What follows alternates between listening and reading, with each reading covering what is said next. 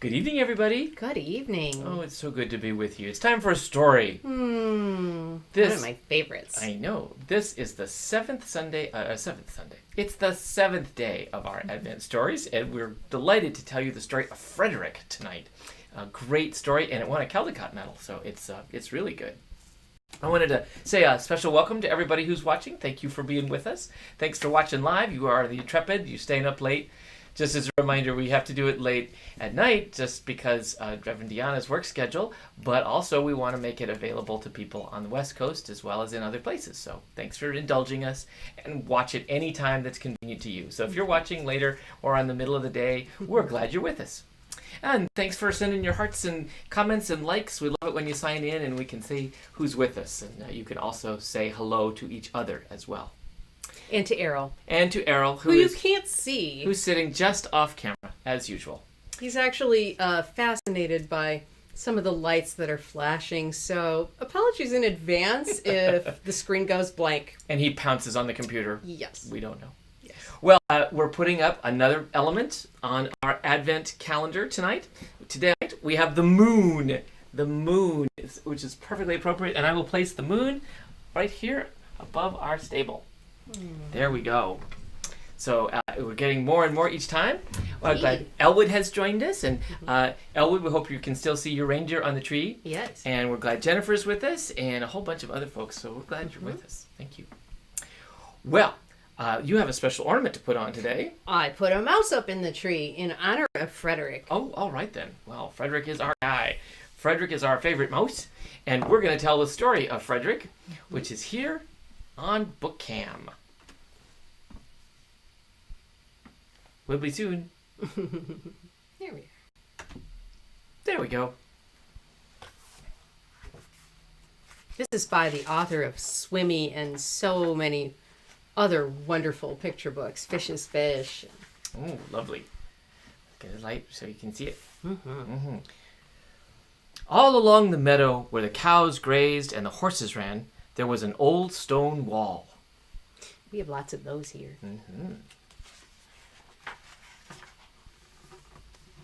But the farmers had moved away. The barn was abandoned and the granary stood empty. And since winter was not far off, the little mice began to gather corn and nuts and wheat and straw. They all worked day and night. All except Frederick. Why didn't he work? I don't know. Frederick, why don't you work? They asked. I do work, said Frederick. I gather sun rays for the cold, dark winter days. Here he is gathering them. That corn looks heavy. And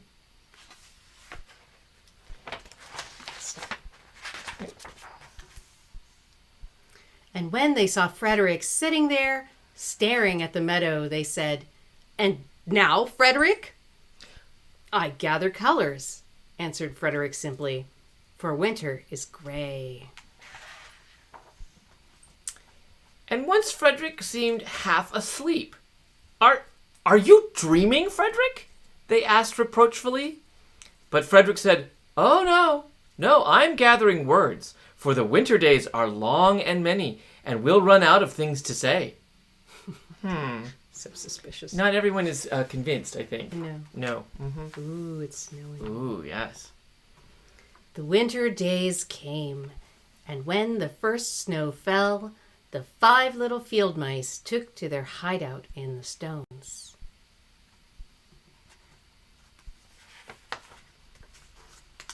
In the beginning, there was lots to eat. And the mice told stories of foolish foxes and silly cats. Silly cat. Like you. They were a happy family.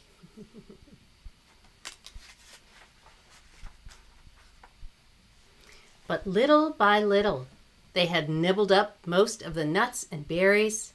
The straw was gone, and the corn was only a memory. It was cold in the wall, and no one felt like chatting. We sad.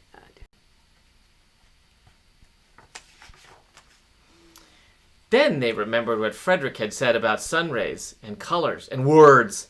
What about your supplies, Frederick? They asked. He's thinking.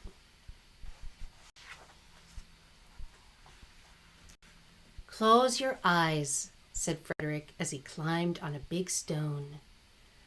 Now I send you the rays of the sun. Do you feel how their golden glow? And as Frederick spoke of the sun, the 4 little mice began to feel warmer. Oh, I feel warmer. Was it Frederick's voice? Was it magic? Mm.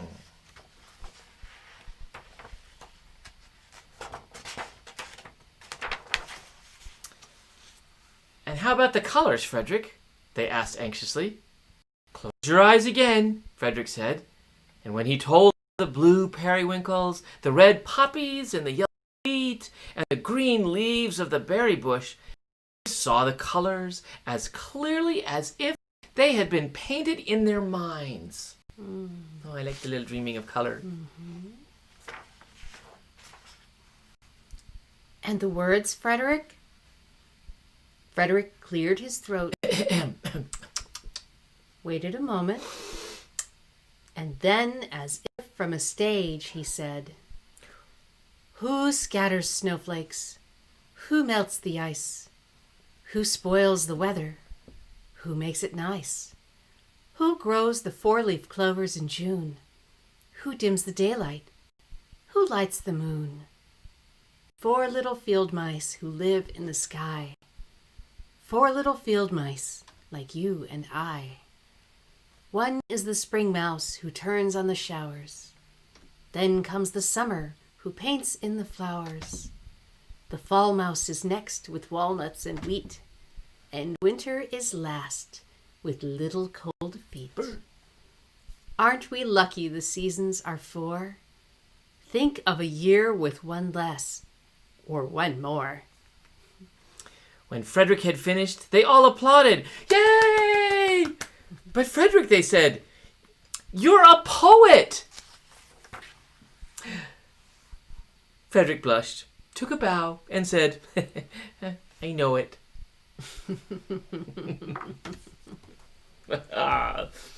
Good old Frederick. See, he had just exactly what they didn't know they needed. Mm-hmm. Yes. And also, for those curious people, no, it is not a banana in the sky. It is a moon. Trust me, I've tasted it. It's a moon. It's a banana slug in the sky. No, it's not. I've tasted those two, and that's not one. No. Don't taste banana slugs. It's very bad. Well, we're really glad you could join us for a story. And maybe for our long winter, you're gathering up sun rays and you've colors in your memory and your mind. It's good to share them. That's what stories are for. They remind us of the things that we need the most. I think of this story every morning when I get up, and as the light starts coming across the field, I just watch the world that I live in, and I just want to store all those colors and shapes things. And sounds, all the sounds of the birds. That's exactly right. Eric said he had the arts. And the arts are indeed what sometimes carry us more than just bread alone. Indeed. Yep, absolutely. And Deanna's wearing some art right here. Jennifer likes your shawl. Huh. So, yes, beautiful. I made this. It has mountains in it when I lived in the mountains, and I made it while listening to stories. Well, there you go. Yep, the arts carry us through. It's really true. Well, friendship carries us through, and we're grateful for yours. So thanks for sharing the stories with us and here at night, and thanks for passing them along to those that you love in your places too. You can always send them a YouTube link. The link usually goes up very quickly after this, so if it's easier to send somebody a story in an email, you can do that just by copying the link from the YouTube page, which is youtube.com/Union Church Berea, and you'll see that all the stories will be listed there. Well, let's sing our good night song, and then we'll send ourselves off to a little rest tonight. Errol's nestled up in the wonder basket already. He is. He's already in the basket. You can see just a little mound of fur flopping around there.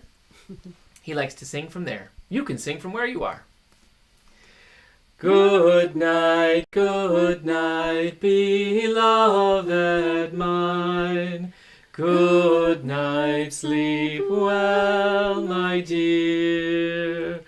Good night, beloved mine. Good night, sleep well, my dear. May cherubim and seraphim watch over you and hover near. Good night, beloved mine. Good night, sleep well, my dears. Hope you have a really good night. Dream of sweet things. We'll see you tomorrow. Good night. Good night.